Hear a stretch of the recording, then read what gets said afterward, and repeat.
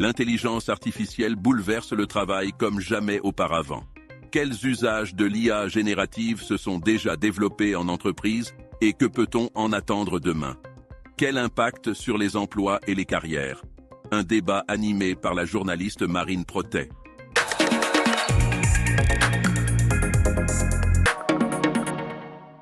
Bonjour à tous. Donc on va effectivement parler de, comme le disait ce personnage, de cas d'usage en entreprise de l'intelligence artificielle générative.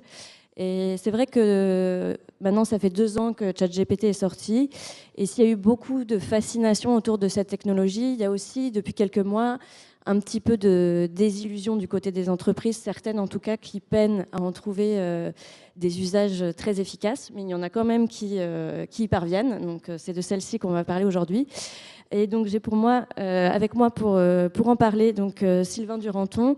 Vous êtes directeur de l'entité BCGX, donc qui s'occupe de technologie au sein du cabinet de conseil. Christophe Vermont de l'assureur AXA, directeur transformation et technologie. Et Stanislas Paulu, cofondateur de Dust, une start-up qui justement aide les entreprises à s'approprier l'IA générative, notamment en puisant dans leurs données internes. Donc voilà, avant de parler des cas qui marchent, je voulais que Sylvain Duranton nous fasse un petit, parce que dans un précédent échange, vous me disiez quand même que pour 2/3 des entreprises, c'était pas si évident que ça de trouver des cas qui marchent. Il y a un rapport de Goldman Sachs il y a quelques mois qui titrait « Trop de dépenses, pas assez de bénéfices ». Donc pourquoi il y a cette petite zone de désillusion en ce moment chez les entreprises? Alors oui, il y a effectivement une petite déception, c'est indéniable. Néanmoins, je suis persuadé qu'on a aussi une révolution qui est en cours, et s'il y a des déçus, il n'y a pas que des déçus. Il y a des entreprises qui réussissent, il y a des grandes entreprises qui se sont saisies du sujet et qui ont déjà gagné des centaines de millions d'euros et qui, d'ici 2 ou 3 ans, toutes auront mis plus d'1 milliard d'euros de bénéfices en plus dans le résultat. Donc il y a des choses qui marchent. Maintenant, vous disiez qu'il y avait eu un peu de fascination, peut-être un peu d'illusion. L'API OpenAI a donné un peu l'impression que c'était facile, on pose une question, on a une réponse, le monde a changé. Et en fait, c'est plus difficile que ça. Il faut mettre la main au portefeuille, il faut investir sur la technologie, il faut aussi beaucoup investir sur les organisations, sur former des équipes, changer la façon dont les équipes travaillent. Et trop souvent, on a des entreprises qui sont un peu éparpillées sur beaucoup de sujets, pas assez focalisées, et qui ont un peu cru que d'un coup de baguette magique, tout allait changer. Et on a beaucoup de réunions d'entreprise quand on commence à parler des gros problèmes qu'on va devoir affronter. Il y a toujours quelqu'un qui dit « Non, mais d'ici 2-3 ans, on aura GenAI et ce sera résolu. » Non, non, non, ce ne sera pas du tout résolu. Après, aujourd'hui, l'IA générative, elle est utilisée à l'échelle. Il y a une masse critique de personnes qui l'utilisent en entreprise. Et là, il n'y a pas de déçus quand on les interroge. Et ça, c'est un chiffre que je trouve vraiment frappant. On a plus de la moitié des personnes qui nous disent bah, « Vous savez, moi, j'ai gagné 4 heures par semaine, 5 heures par semaine en utilisant cette technologie. Et en plus, c'est les 5 heures que j'aimais le moins. » Et donc, oui, il y a une déception parce que c'est vrai qu'il y a 2/3 des entreprises aujourd'hui qui ont mis beaucoup d'argent et puis qui se retrouvent avec plein de petites choses partout, des espèces de pilotes et qui n'ont pas réussi à passer à l'échelle. Mais il se passe des choses au niveau des équipes et il y a des entreprises qui arrivent à générer beaucoup d'impact. Et alors, donc chez AXA, vous arrivez à générer des impacts. Justement, Sylvain Duranton parlait d'éparpillement. Comment on fait, voilà, vous qui êtes la tête de la transformation chez AXA, pour choisir les bons cas d'usage et justement pas s'éparpiller avec des idées qui ne correspondent pas à la technologie? Alors, merci pour cette question. Effectivement, comme vous le disiez, on est très positif sur l'IA générative. On ne ressent pas ce sentiment de désillusion. Pourquoi? Parce qu'on a pris le sujet de manière extrêmement pragmatique. Alors certes, à l'échelle d'un groupe comme le nôtre, on a des problématiques de passage à l'échelle, on a des problématiques d'adoption, on a des problématiques de scalabilité, mais effectivement, on est convaincu que c'est une révolution dont on doit s'emparer en tant que grande entreprise. Chez AXA France, on a sur 7 millions de clients, on a 3000 points de vente. On a coutume de dire qu'il y a une agence AXA tous les 6 km. On verse 12 milliards d'euros d'indemnisation tous les ans. Et on a une stratégie qui met la technologie au centre. Tout simplement parce que l'assurance, finalement, quand on y réfléchit, c'est une combinaison d'abord d'expertise, d'humains. Ce sont nos experts d'assurance, ce sont nos réseaux de distribution, nos services clients. Mais fondamentalement, notre chaîne de production, c'est de la technologie. Nos produits, ils sont dans nos systèmes d'information, c'est ce qui nous permet de rendre les services. Et la troisième composante, j'ai envie de dire, c'est la donnée. C'est notre matière première. Donc on a assez vite compris que l'IA générative, l'IA, évidemment on en fait depuis des années, mais l'IA générative était une extraordinaire opportunité de simplifier la vie de nos collaborateurs, d'être plus compétitifs et d'améliorer l'expérience client. Donc comment, en partant de ces idées-là, on a une approche bottom-up. C'est-à-dire qu'on a été assez vite à mettre l'IA générative finalement dans la main de nos collaborateurs. On a été parmi les premiers à lancer une plateforme qu'on a appelée AXA Secure GPT, qui a permis à l'ensemble des collaborateurs du groupe, 150 000, d'expérimenter l'IA. Et à partir de cette approche et de cette plateforme, on a mis en place des hubs, des ideation hubs, qui ont permis d'identifier des cas et de les filtrer pour voir ceux qui correspondent le mieux aux besoins de nos clients, aux besoins de nos distributeurs, aux besoins de nos collaborateurs. Aujourd'hui, en France, on a expérimenté des dizaines de proof of concept. On a 12 cas en production, on en a 5 à l'échelle. Mais pour faire ça, ce qui est très important, c'est au-delà de ce process de remontée et de filtrage, c'est de mettre en place les bonnes fondations. Parce que effectivement, ce n'est pas plug and play. On doit mettre en place les infrastructures technologiques. Donc nous, on était assez avancés sur l'adoption du cloud, par exemple, donc ça nous aide beaucoup. On doit accompagner nos collaborateurs et on a démarré il y a déjà longtemps une démarche d'acculturation sur ce que c'est que l'IA générative, comment faire du prompting, parce que c'est pas immédiat. Et puis on a mis en place une gouvernance. Et dans la conférence précédente, on a évoqué ce sujet de la gouvernance autour de l'IA. Je pense que c'est extrêmement important parce qu'il y a un potentiel énorme, mais il faut bien le faire. Et ça, c'est notre objectif, c'est de bien faire de l'IA, à la fois en matière de sécurité, de protection des données personnelles, à la fois en termes de, évidemment, impact environnemental, et ça je pense que c'est un sujet extrêmement important, et nous on mesure concrètement à chaque fois qu'on met en place un cas d'IA générative l'impact environnemental, on forme nos collaborateurs à avoir un prompting éco-responsable, et puis l'impact sur les métiers, et ça c'est aussi évidemment très important.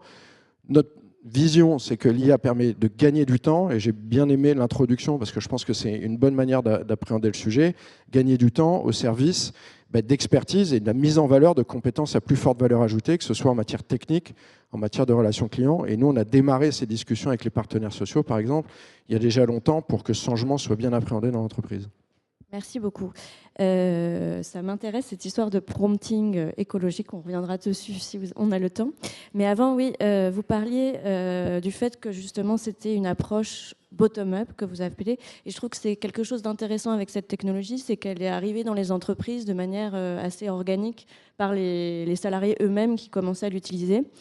Stanislas, vous me disiez, vous, dans les cas d'usage intéressants que vous voyez, il y en avait beaucoup qui venaient justement des salariés eux-mêmes, en fait. Oui, complètement. Je pense qu'il faut vraiment considérer l'IA comme une nouvelle plateforme technologique. Avoir une approche top-down, c'est comme si on vous avait dit à l'époque où les ordinateurs existaient, on ne va pas vous donner un tableur, on va vous donner une application qui fait un cas d'usage où il faut remplir 7 cases et ça va vous donner le résultat ici.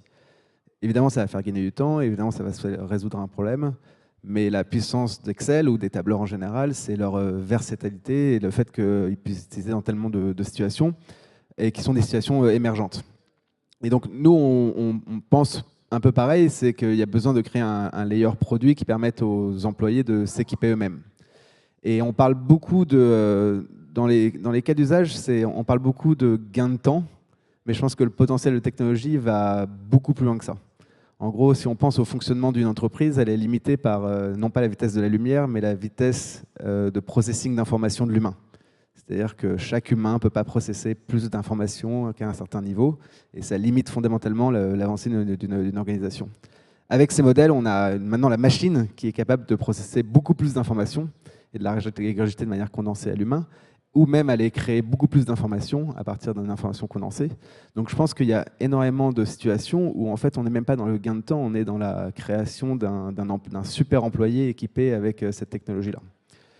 Réussir à prédire les endroits où ça se fait, c'est très difficile. Il y a des cas d'usage qui sont évidents, qui sont répétables, qui sont assez bien identifiés, qui sont en général les bons points de départ. Mais pour répondre à votre question, nous, ce qu'on voit sur Dusk, qui est une plateforme assez horizontale, on commence toujours sur ces cas d'usage plutôt top-down, sous forme de pilote. Mais en fait, une fois que les entreprises s'activent, on atteint des niveaux d'utilisation qui sont phénoménaux. Chez nos clients, la plupart de nos clients activés, on est à plus de 70% de weekly active sur l'ensemble des employés. Donc ça veut dire que virtuellement, si on tient compte des vacances françaises, tout le monde nous utilise. Et la masse d'utilisation ne vient pas nécessairement de ces verticales identifiées au début, il y a une grosse partie, mais surtout de cas d'usage extrêmement émergents qui sont créés par des équipes à droite, à gauche, face au travail qu'ils ont à faire au jour le jour. Et est-ce qu'on peut parler un peu de ces cas d'usage, justement, ceux qui fonctionnent? Parce qu'on a en tête les comptes rendus de réunion, l'aide à l'écriture de mails, mais il y a des choses plus précises, plus intéressantes, plus cœur de métier qui existent. Si chacun, vous pouviez donner un exemple précis avec des gains de temps, voire d'argent. Vous parlez de centaines de millions d'euros de marge supplémentaire. Je peux peut-être commencer. Donc, dans l'industrie auto, il y a une fonction qui est très importante, c'est les achats. Alors, on a travaillé pour un groupe automobile allemand et qui s'est dit, c'est vraiment, il y a une zone là qui est très favorable à l'IA générative parce qu'en fait, dans les achats, on produit beaucoup de documents, des appels d'offres, on analyse beaucoup de documents, des réponses aux appels d'offres, il y a beaucoup de données. Les enjeux économiques sont très importants. Et donc, on a construit une série de solutions pour aider les équipes d'achat de ce constructeur automobile pour mieux faire leur travail, être capable de faire plus. Là où il n'y a pas ces temps qui étaient passés parce qu'il n'y avait pas assez de monde, en fait, pour tout éplucher à la dernière virgule, on est capable de le faire aujourd'hui. Alors, les résultats, c'est quoi ? C'est qu'en gros, la productivité par acheteur, si on regarde le nombre de dossiers traités, a doublé. Donc c'est énorme, c'est quelque chose de très important pour eux. Et c'est des choses qu'on retrouve assez fréquemment. Maintenant, ça ne veut pas dire que d'un seul coup, ils ont viré la moitié de leurs équipes achats. Mais en fait, il y a un énorme redéploiement qui se fait pour mieux traiter certaines catégories qui n'étaient pas faites. Ensuite, l'IA, elle est utilisée pour faire de la réconciliation entre tous les contrats qui sont signés, toutes les factures qu'on reçoit pour vraiment essayer de chercher ce qui ne va pas. Et là, on trouve en gros un point de chiffre d'affaires quand même qui était passé à la trappe. C'est énorme comme impact financier. Et on compare la performance achat des équipes qui travaillent avec cette espèce d'exosquelette digital qui les aide à mieux acheter, analyser, comparer les contrats des années précédentes sur les mêmes catégories, etc. Et là, il y a un gain qui est de 1 à 2%. 1 à 2 points de conditions d'achat. C'est des enjeux qui sont colossaux. Il y a plusieurs centaines de millions d'euros qui ont déjà été mis à la banque et il y a encore beaucoup à venir. Donc on est vraiment sur des enjeux économiques qui sont très importants. Christophe, si vous voulez poursuivre. Oui, moi je peux donner évidemment quelques exemples. Donc sur le gain de temps, qui reste quand même ce que l'on observe de manière très concrète et pragmatique aujourd'hui en termes de bénéfices, moi, je crois beaucoup aux gains gagnés dans la recherche et l'accès à l'information.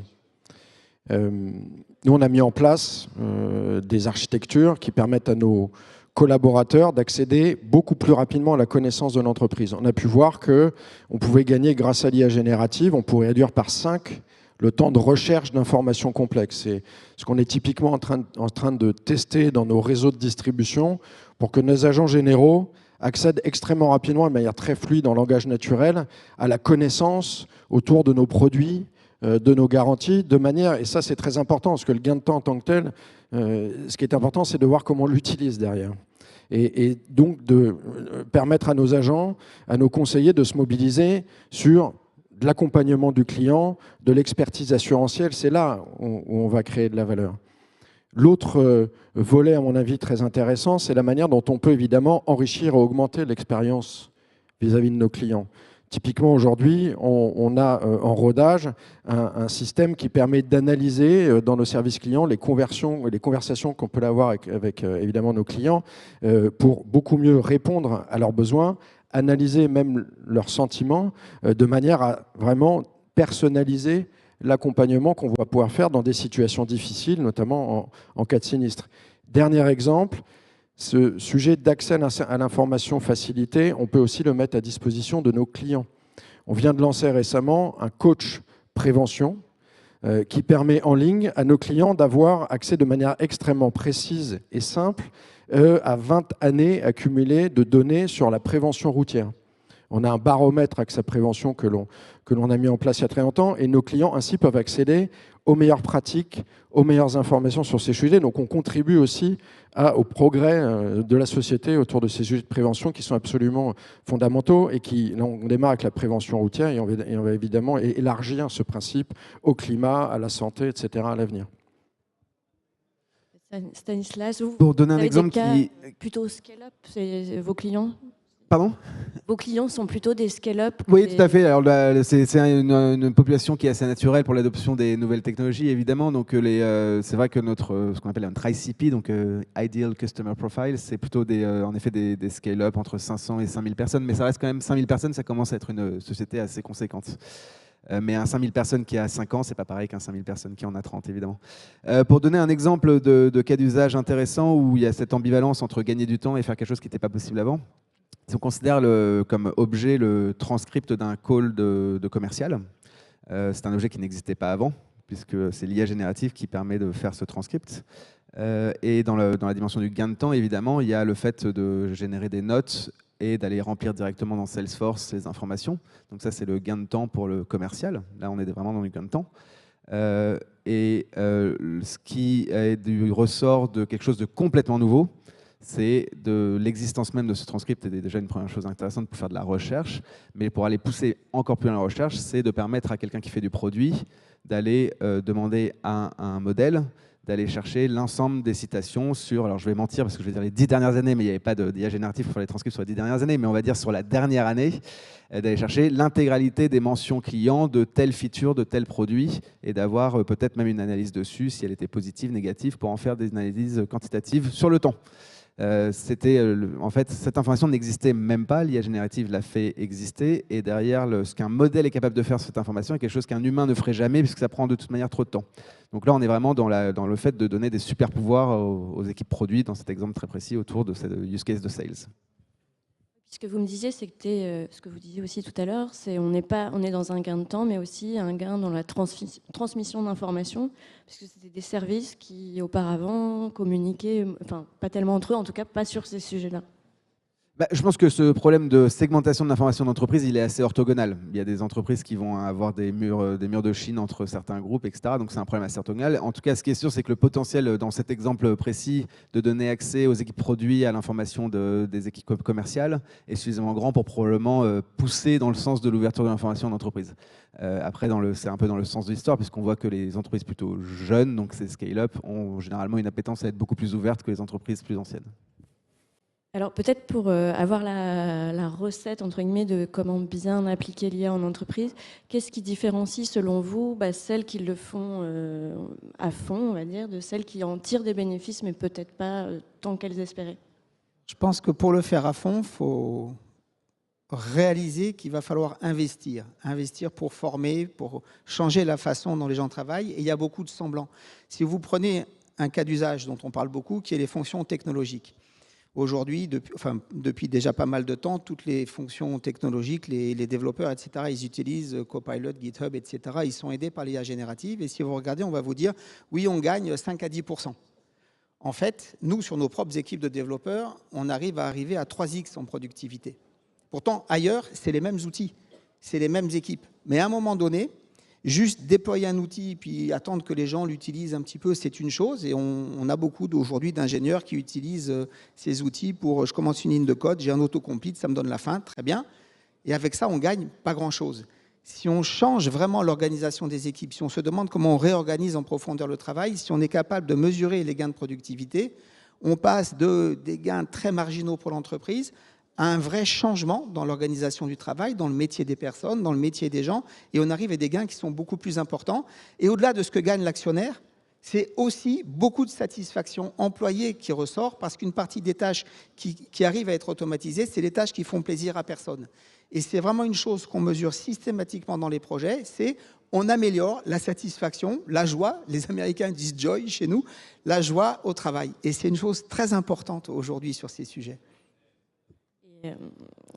Oui, vraiment, la joie, il n'y a jamais de réticence chez les salariés parce qu'on sait aussi que c'est des questionnements, enfin, ça pose des questions sur l'emploi, évidemment. Donc, il y a ceux qui l'utilisent qui sont satisfaits parce que c'est vrai qu'en plus, c'est une technologie assez plaisante à utiliser. Mais il y a aussi le revers de ceux qui peuvent potentiellement perdre leur emploi. Est-ce que c'est des questions qui se posent? Bien sûr que c'est des questions qui se posent, mais il y a deux choses.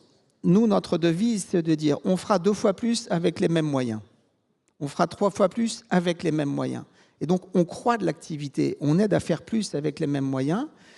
Et ensuite, les personnes qui commencent à être formées sur ces sujets, elles se disent aussi, j'apprends des choses qui me serviront pour l'avenir. Et on a eu beaucoup de glorification ici des entrepreneurs. Je pense que pour les personnes qui apprennent à utiliser ces outils, qui sont modernes, qui se disent, voilà, moi je crée mon actif professionnel avec ça, on a des réactions qui sont beaucoup plus positives que ce à quoi on s'attendait. Moi, je partage absolument ça. Hein. Je pense que c'est une des clés de la réussite. Nous, on a pris le sujet comme un vrai programme de transformation de l'entreprise. Chez nous, ça s'appelle Nadia, Nouvelle ambition pour la data et l'IA.